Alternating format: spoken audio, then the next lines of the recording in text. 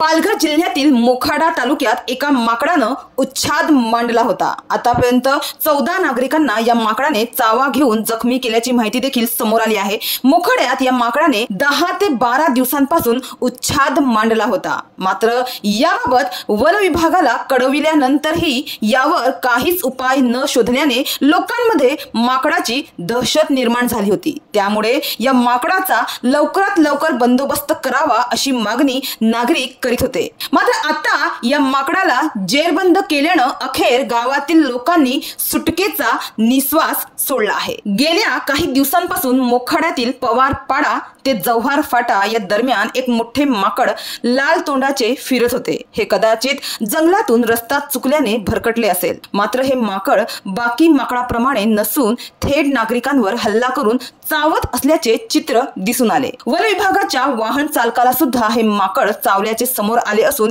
या भागातील अनेक लहान मुले तरुण यांना सुद्धा याने चावा घेतलेला आहे। म्हणजेच या माकडाने चावा घेतलेला आहे।